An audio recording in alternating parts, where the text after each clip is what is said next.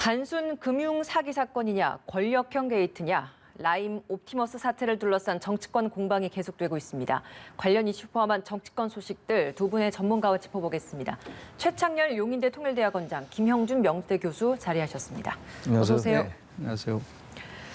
네, 라임 옵티머스 사태, 정치권 공방 일주일 넘게 평행선을 이어가고 있는 것 같습니다. 단순 금융 사기냐, 사기 사건이냐, 혹은 권력형 게이트냐. 두 분 의견은 어떠신지 여쭤보겠습니다. 먼저 최 교수님 어떤 의견이십니까? 이 부분을 지금 현재 이 단계에서 권력 게이트다라고 얘기하기에는 아직은 저는 아주 이르다고 생각해요. 과거 정부에 권력 게이트가 많이 있었죠. 게이트라는 이름이 많이 붙었던 건데 그러한 사건들의 양상을 보면 집권 세력이 조직적으로 개입한 그러한 사건들이었거든요. 그리고 조직적으로 개입하고 좀 위에서 아래로 내려오는 이런 상황들이었고, 그리고 난 다음에 이제 정치 자금, 비자금과 관련된 사건들이 많았어요. 그런데 지금은 이 사건은 아직은 그렇게 보기는 어려워요. 아직은 단지 이제 그 김봉현 그 라임 그 전주로 알려져 있죠. 김봉현 그 회장이 얘기한 것들에 보면 몇 명의 인사가 나오고 있는데 본인들이 부인하고 있는 상황이고, 또 단순 아직은 금융 사기로 보여질 부분이 많이 있어요. 그러니까 이거는 이제 분명히 문제가 있는 사건이면 틀림없어요. 워낙 피해자가 많고. 그렇다 하더라도 이게 지금 금융 사기 이외의 권력 게이트다. 그리고 여러 이제 권력의 핵심들이 개입했다라고 보기엔 이건 아직은 이르다라는 생각이 들고, 지금 검찰이 수사를 보강하기로 했잖아요. 윤석열 검찰총장이 지시를 했고, 또 추미애 장관 법무부에서 승인을 했단 말이죠. 그러니까 검찰이 수사팀을 보강했으니까 이 수사 결과를 좀 지켜보면서 얘기를 해야 될 것 같고. 네, 수사팀 보강한 부분은 또 옵티머스 사건 수사와 옵티머스 관련된 사건이죠. 부분이죠. 옵티머스 사건이죠. 아무튼 라임과 옵티머스가 지금 같이 얘기가 되고 있는데, 지금 야권이 얘기하고 있는 보수 야당이 얘기하고 있는 특검을 도입하기는 아직 좀 이른 것 같아요.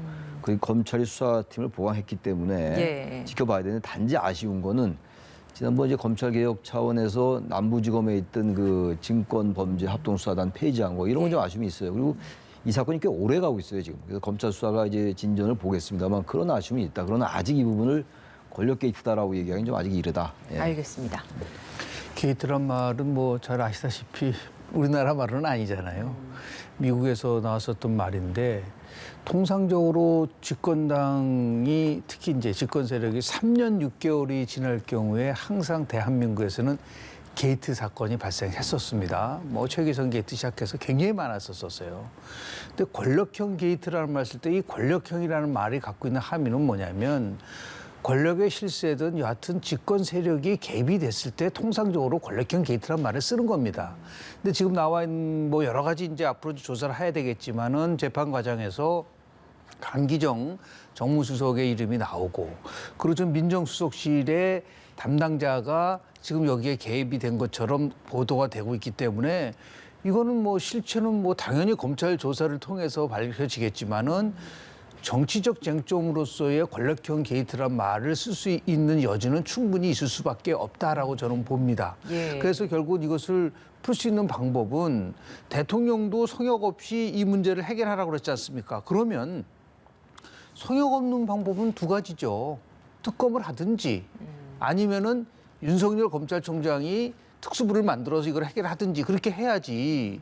그런 거 없이 청와대가 갖고 있는 자료만 맞느냐 안 맞느냐를 그런 자료만 주고 나서 성역 없는 수사를 얘기를 하면은 그거는 굉장히 그 본질과 벗어날 수 있는 부분들이 있기 때문에 정말 성역 없는 수사를 통해서 이것이 권력형 게이트냐 아니냐를 나중에 밝혀내지 못하면 아마도 이제 남은 기간 동안에 이 문제 때문에 문재인 정부가 굉장히 곤혹스러운 입장에 처질 수도 있고, 이게 이 정부만이 아니라 역대 정부 때 반복적으로 나타났던 현상이었기 때문에 권력과 관련된 게이트 문제를 지금 김태년 원내대표는 본인이 알아보니까 단순한 금융사기다. 그러한 건 굉장히 부적절한 표현인 거예요.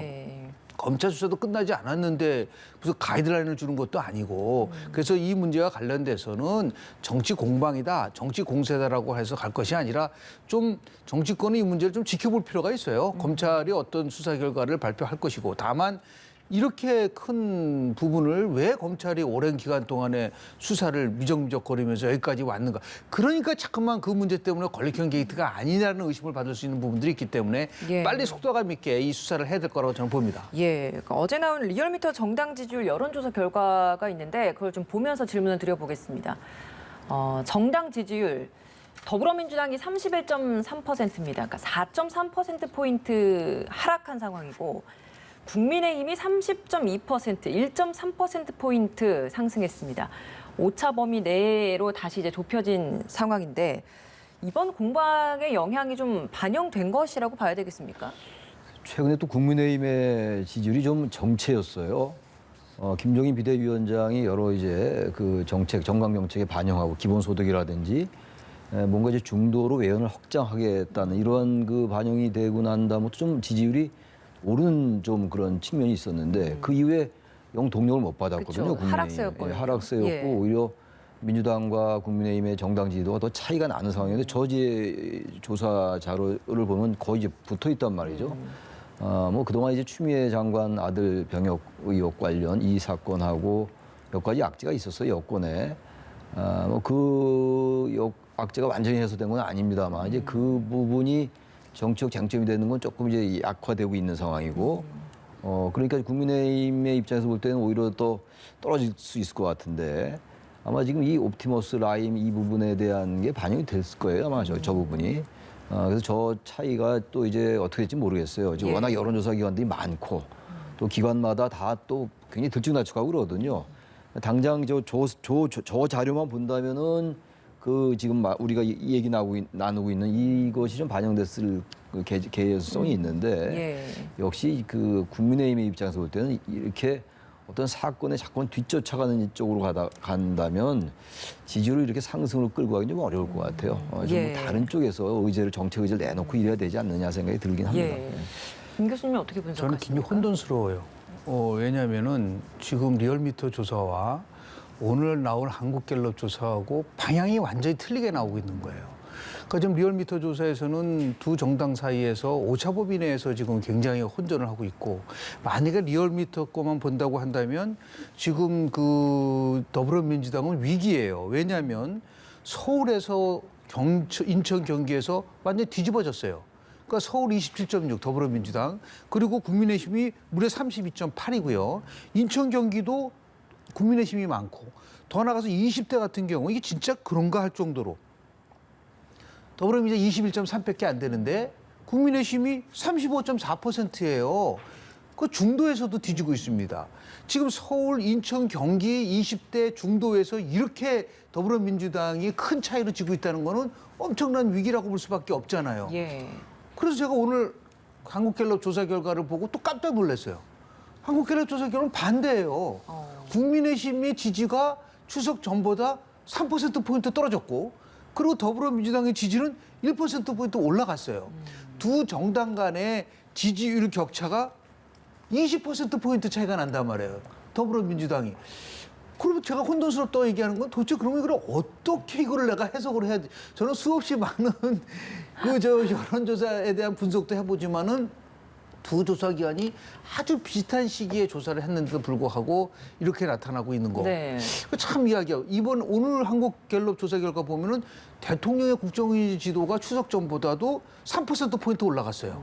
긍정이 47이고 부정이 42이니까 5%포인트 앞서는 걸로 나오고 있는데 리얼미터 조사는 또 거꾸로란 말이에요. 예. 부정이 50%에 육박한단 말이에요. 자, 그래서 이거는 결론을 말씀을 드리면 어느 쪽이 맞다트리다 그걸 넘어서서 지금 여론의 흐름이 굉장히 불안정하구나라고 우리가 결론 내릴 수밖에 없는 것이고, 그래서 특정하게 어떠한 그 단정적으로 내리기가 어려울 정도로 굉장히 혼돈스럽게 되고 있기 때문에 이것이 두 여론조사 결과가 주는 함의는 뭐냐면 이제 앞으로 남은 한 두세 달 남지 않았겠습니까? 연말까지요. 또 국정감사 끝나고 나서 이제 그 예상국회도 있고 있을 때 또 지금 우리가 좀 굉장히 한미 간에 어려운 문제에 봉착되고 있고 오늘 공동성명도 발표 나왔지만은 우리가 주의 깊게 볼 부분들이 많아요. 이게 앞으로 여론 흐름에 있어서 크게 아마 출렁거릴 수 있는 요소도 있기 때문에 단지 리얼미터라든지 한국갤럽 조사만 보고 단정적으로 얘기하기가 참 어렵다라는 말씀을 좀 드립니다. 예. 그러니까 민주당의 지지율, 그러니까 오늘 한국갤럽에서는 민주당이 상승했다라고 말씀해 그렇습니다. 주셨습니다만 그 리얼미터 보면 민주당에서는 큰 폭으로 좀 하락한 수치를 나왔는데 오히려 대통령의 지지율은 좀 상승한 높았습니다. 그런 건 어떻게 좀 해석을 그게 지금 이제 특이하다고 볼 수가 있는 게 우리가 동방상승을 하든지 동방하락을 해야 보통은 돼요. 그런 추세거든요. 보통 예. 그랬었는데 리얼미터 거로만 본다고 하면은 그럼 뭐 대통령의 국정운영 지지도를 봤을 때 50% 정도가 부정이었었고 그리고 지지도가 떨어졌기 때문에 그거는 어느 정도 같이 갔다고 볼 수가 있는 거죠. 그런데 리얼미터 조사 결과 보면 또 그렇지 않거든요. 그러니까 그런 면에서 봤을 때 이제 하나 포인트는 뭐냐면 대통령의 국정운영 지지도의 수치하고 정당 지지도 집권당의 수치하고가 굉장히 비슷하게 가면 안정적이지만 이게 만약에 대통령 국정운영 지지도는 높은데 민주당의 지지도가 떨어진다고 한다면 그건 민주당 자체에 지금 문제가 있다고 보는 거죠. 뭔가 흐름상에서 대여 관계가 뭐 이렇게 나빠서가 아니라 민주당이 현재 일어나고 있는 여러 가지 상황에 대해서 대처하는 능력에 있어서 국민들이 인정하고 있지 않다는 거기 때문에 거기에 무슨 뭐 부동산도 있었고 뭐 추미애 장관 문제도 있을 수도 있고 등등 여러 가지가 있을 수 있지 않겠습니까? 예. 그래서 이건 제가 볼 때 아까 모두에 말씀드린 것처럼 리얼미터 조사 결과로만 본다면 지금 더불어민주당에는 굉장히 아주 심각하지는 않지만 굉장한 위험적 신호가 좀 나타나고 있다라는 거를 우리가 좀 말씀을 좀 드리고 싶습니다. 예, 여론 역시도 좀 혼돈스러운 상황이다라고 또 생각을 해볼 수가 있겠네요. 이런 상황에서 민주당 내에서의 삼선 홍영표 의원이 라디오 인터뷰를 했는데 네. 그 현재로서는 이 라임 옵티머스 사태가 금융사기 사건이다. 그러니까 현재로서는 그렇지만 하지만 권력형 게이트가 될 수도 있다. 이런 취지의 발언을 했습니다. 그러니까 민주당 내에서 내놓는 입장과는 조금은 좀 결이 다른 것이라고 해석을 해야 되는지 어떤 배경에서 아니, 나왔다고 보십니까? 결이 다르게 요제 이 문장만 보면 그럴 수 있는데 또 홍 의원이 얘기한 거 보면은 또 권력형 게이트로 가기엔 논리적 결함이 많다 얘기도 했거든요. 그러니까 이건 전체적인 맥락 속에서 원론적인 얘기를 한 것 같아요. 예. 그럼 뭐 그렇게 이제 권력형 게이트로 갈 개연성도 있는 거겠죠. 그 아까도 이제 얘기했습니다, 말씀드렸습니다만 현재 검찰이 수사팀을 보강한 상태고 그동안 검찰 수사가 좀 지지부진했거든요. 예. 그런 점이 분명히 있습니다만 어쨌든 수사팀을 보강하고 법무부에서 이 승인을 했기 때문에 결과를 좀 지켜봐야 될 것 같아요. 이건 전혀 단정하기 어려운 것이고 아마 그런 점에서 이제 홍익표 의원이 권력형 게이트로 갈 수도 있다라는 거니까 원론적인 발언을 한 것 같아요. 그러나 어쨌든 간에 중요한 거는 국민들이 이 부분을 자꾸 이제 여권 인사가 이름이 거론되면 전직이나 현직이나 그리고 오늘 보도 보니까 또 어느 장관이 또 뭐 옵티머스에 5억을 투자했다라는 기사도 나오더라고요. 근데 이런 사건의 특징이 워낙 이제 언론이 관심이 많으니까 굉장히 많은 보도가 돼요. 이런 사건인데 그 중에서 팩트인 것도 있을 것이고 팩트인 것도 있고 그렇지 않은 것도 많거든요. 부풀려지는 것도 많고 말이죠. 예. 저는 그래서 이 부분들에 대해서 정치권이 특히 여야의 그 방향 지향성은 분명한 거잖아요. 야당은 어떻게든 이 부분을 권력형 게이트로 몰고 가려 할 것이고 여당은 방어할 거고 그렇단 말이에요. 그러니까 이 부분은 여야가 지나치게 나설 계제가 아닌 거예요. 일단은 좀 차분하게 수사팀이 보강됐으니까 검찰 결과를 지켜본 다음에 그게 도저히 믿어지지 않는다거나 이러면 그 다음에 또 이제 특별수사팀으로 가고 또 그것도 불신이 된다면 그때 특검 얘기가 나오고 이렇게 가야 되기 때문에 예. 여야 의원들이 이 부분 조금 좀 자제하면서 지켜볼 필요가 있다고 생각합니다. 예. 네. 근데 홍익표 의원 어떤 취지에서 이런 발언을 했다고 보세요? 글쎄요, 저는 홍익표 의원이 얘기한 거에 좀 문제 제기를 한다고 한다면 권력형 게이트로 가기에는 논리적 결함이 많다. 이건 논리의 문제가 아니죠. 사실의 문제인 거죠. 아니 이 금융에 대한 문제가 여러 가지 지금 의혹이 있는 거를 어떻게 논리를 가지고 저는 그래서 그 문제 자체가 제가 잘못됐다고 보는 거예요. 그런 의미에서 봤을 때 김태년 원내대표도 단순한 금융사기다라고 단정적으로 얘기하고 예. 홍익표 의원이 저렇게 논리적 결함이 많다. 집권 여당의 의원들이 저런 식으로 얘기하면 자꾸만 어떠한 비판을 받을 수밖에 없냐면 이거는 검찰 수사의 가이드라인을 제시하는 게 아니냐. 결국 금융에 대한 사기 쪽으로 몰고 가려고 하는 그런 말로서 해석할 수도 있는 부분들이 있기 때문에 예. 현 단계로서는 저는 집권당이 물론 이 부분에 대한 입장을 표명해야 되는 것도 있지만 신중하게 접근할 필요가 있다고 저는 봐요. 예. 되도록이면 발언을 자제하고 그리고 검찰이 어떠한 수사 결과를 조속히 나타날 수 있는지에 대해서 관심 있게 봐야 되지 않을까 생각을 좀 합니다. 예, 알겠습니다. 법사위 국정감사 이야기를 좀 해보겠습니다. 감사원 국정감사가 어제 진행이 됐는데 월성 원전 1호기 조기 폐쇄와 관련된 감사가 왜 이렇게 늦어지느냐라는 질의들이 있었습니다. 1년이 넘은 상황인데 그러니까 보통 이렇게 길게 끌지 않지 않습니까? 이렇게까지는 안 가죠. 그리고 원래 이 감사원 감사가 지난해 10월부터 이제 시작됐으니까 1년이 다 됐어요. 원래 이제 올해 2월 정도의 결과가 나오게 돼 있었는데 지금 꽤 늦어진 거죠. 지연된 거란 말이에요. 근데 지금 감사원의 이 문제는 월성 원전 1호기 조기 폐쇄 관련이란 말이에요. 근데 정부의 지금 정책 지향은 원전을 가능하면 이제 안 하겠다는, 하지 말겠다라는 거 아니에요. 부정적인 입장이고 보수적인 관점에서는 보수 정당이나 보수 진영의 문제는 얘기는 이 원전을 이렇게 조기 폐쇄할 일은 아니다라는 게 지금 기본적인 그 논리의 기반이거든요. 그러다 보니까 이제 조기 폐쇄 이 문제가 정치적으로 자꾸 해석이 돼서 그런 거거든요. 근데 지금 최재형 감사원장 얘기가 피감기관 공무원들이 이렇게 저항이 심한 적은 없었다 이 얘기를 했더라고요. 그리고 또 이제 야당 의원들은 이제 최재형 감사원장에게 외압 같은 게 없었느냐, 외압 없었다라고 정확히 얘기를 했거든요. 그러니까 이 부분도 그러니까 지금 우리가 논하고 있는 모든 사안들이 자꾸만 정치적으로 해석이 되고 정치적인 논리를 깔고 바라보다 보니까 자꾸 이게 이제 쟁점화되고 정쟁화되는 측면이 있어요. 예. 근데 특히 이제 이 감사원장, 이 최재형 감사원장이 그동안 정부가 제청하려 하는 그 인사를 제청하지 않았다는 거 아니에요, 감사위원으로. 그러니까 그 부분도 계속 이제 여권과 마찰을 빚는 것 같아요. 그러다 보니까 오히려 최재형 감사원장 보고 또 하나 윤석열이 아니냐라고 하니까 그렇지 않다라고 또 감사원장 얘기하고. 그러더니 자꾸만 정치권에서 감사할 때 정치적 논리를 배경에 깔고 이게 질문을 하고 그러다 보니까 있는 그대로 봐야 되거든요, 이거는. 이건 사실 전문가적 영역이에요. 어떤 면에서 볼 때. 원전이 과연 얼마까지 필요한 것이냐 아니냐 이런 건 전문가적 영역인데 이게 너무 전문가적 영역을 넘어서 정치적 논리가 자꾸 개입하다 보니까 이런 논리가 있는 건데 이거는 어쨌든 곧 나온다고 그럽니다. 감사 결과가. 그 부분을 보고 난 다음에 또 얘기를 해야 될 것 같습니다. 예. 미국 같은 경우는 이제 감사원이 의회에 배정이 돼 있어요. 그 이유는 뭐냐면 철저하게 정부를 견제하고 감시하기 위해서 그런 건데 대한민국은 독특하게 정부 안에 감사원이 있습니다. 그럼에도 불구하고 그동안의 감사원에 대한 국민들의 평가는 굉장히 높아요.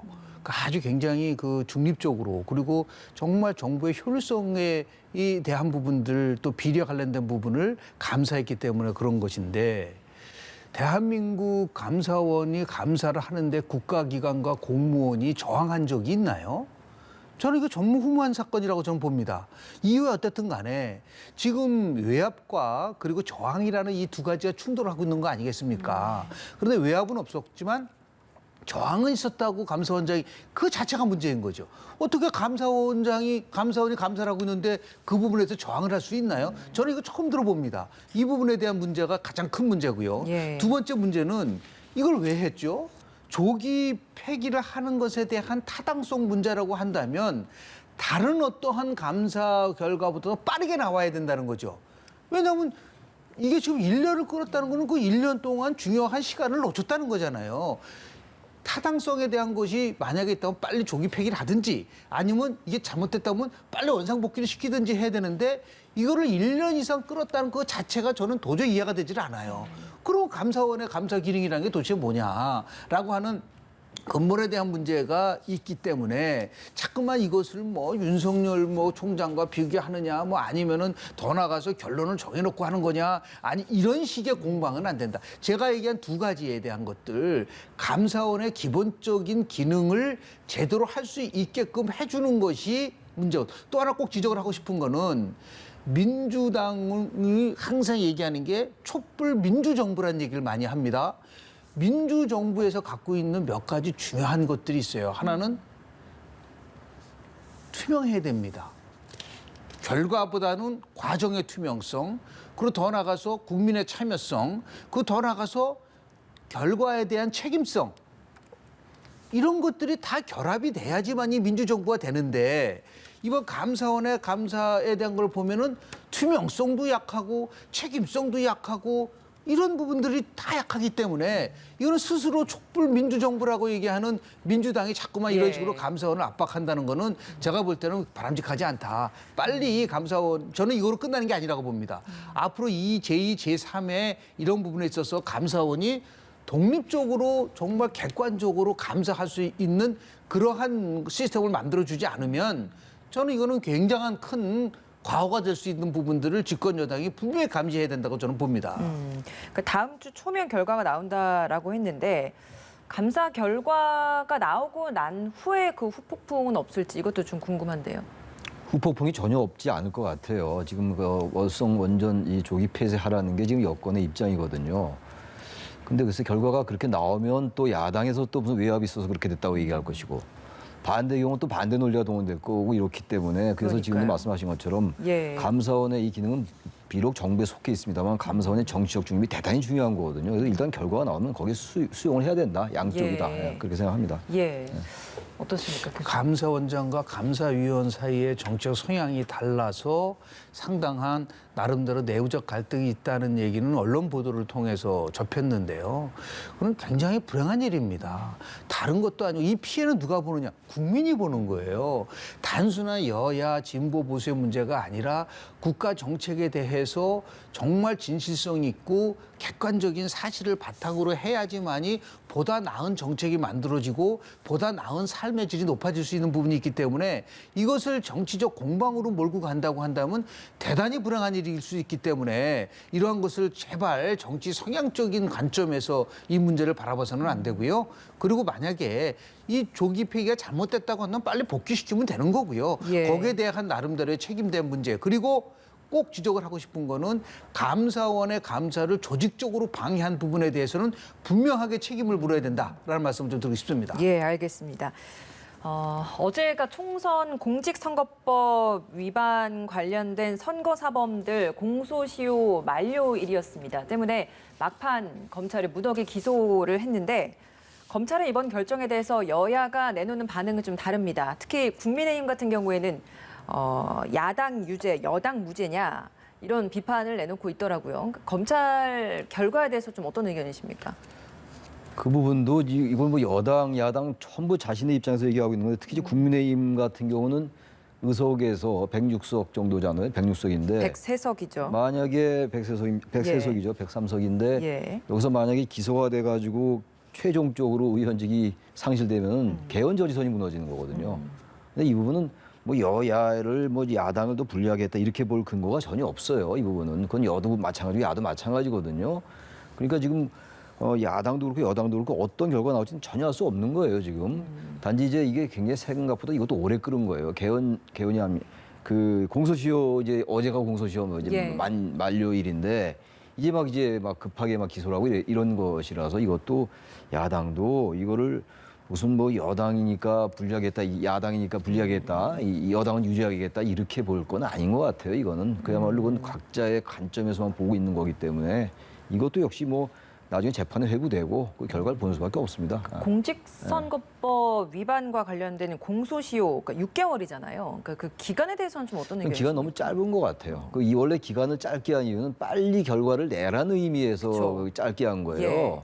근데 이건 이제 그렇게 되지를 않고 법의 취지대로 되지를 않고 6개월을 적당히 끌다가 이게 없어지는 경우가 있기 때문에 이거는 이 법의 취지를 충분히 살려야 되고 법원도 빨리빨리 재판 진행하고 검찰도 기소할 사람 빨리빨리 기소하고 불기소할 사람 불기소하고 이렇게 돼야 되는 것이지 6개월 다 돼가지고 기소하고 그러다 보니까 오히려 더 늘어지는 경향이 있어요. 그래서 이거는 법의 취지가 6개월로 짧게 한 이유는 빨리 결정을 내라는 얘기거든요. 근데 그렇지 않고 유죄인지 무죄인지 모르는 상태에서 계속 간다면은 그리고 나중에 대법원까지 가려면 또 시간이 또 걸려요. 예. 그 임기 반이 지난다면 이건 법의 취지에 어긋난다. 그래서 이 부분도 좀 개정이 필요하다는 생각이 좀 합니다. 예. 알겠습니다.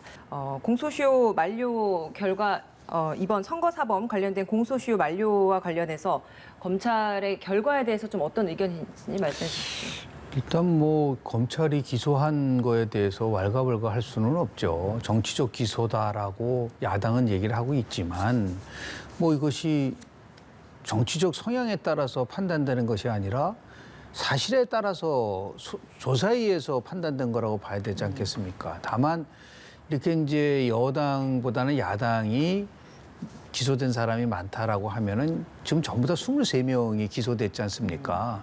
그러면 재판이 최종적으로 끝날 때까지 의정 활동을 할 때 상당한 제약을 받을 수밖에 없다는 것은 인정할 수밖에 없어요. 그래서 지금 우리 공소시효 6개월 돼 있고 원래 따지면은 1심 6개월, 2심 3개월, 대법원까지 3개월. 그 전부 다 1년 내에 끝나라는 거예요. 그럼 선고가 끝나고 나서 1년 6개월 전까지 모든 거를 마무리하라는 것이 그동안 대법원에서 얘기한 부분들인데 이게 안 지켜지고 있는 거예요.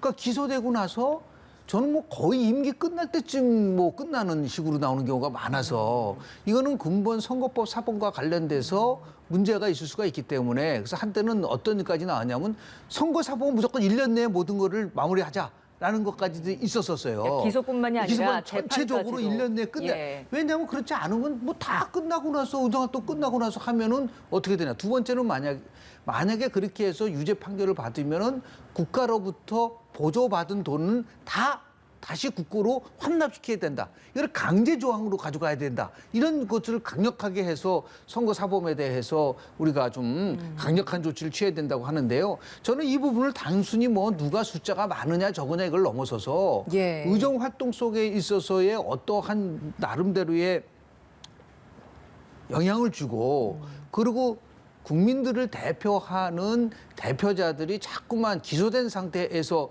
의정 활동을 하는 데 있어서의 불편함이 분명히 존재하기 때문에 빠르게 이 속도를 내서 6개월, 3개월을 단축하느냐 하더라도 빨리 이 부분에 대해서 선거 사범에 대해서는 결론을 내리는 것이 예. 오히려 좋은 방향이 아닐까라는 생각을 하게 됩니다. 예, 그 민주당 정정순 의원 네. 같은 경우에는 선거법 위반 부분만 따로 이제 분리 기소가 되면서 체포 동의안에 대한 효력이 유지된 상황이잖아요. 그 때문에 국회에서 체포 동의안에 대해서 통과시켜 줄 것인지에 대한 결정을 내려야 됩니다.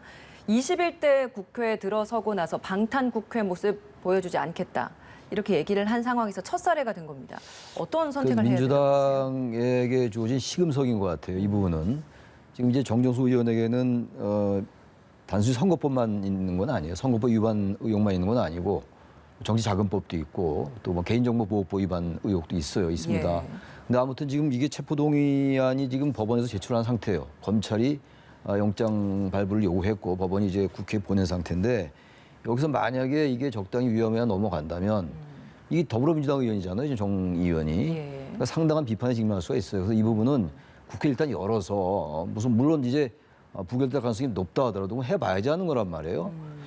가능성은 뭐 그게 이제 체포동의안이 통과될 가능성이 낮긴 낮은데 적어도 본회의를 열어가지고 표결까지 들어가야 돼요. 과거의 경우에 보면 표결조차 못 들어간 경우가 허다했거든요. 예. 적어도 일단 이 부분은 체포동의안이 다시 이제 유효하게 됐으니까 저도 국회 본회의 열어서 결과를 좀 볼 필요가 있다고 생각합니다. 예, 알겠습니다.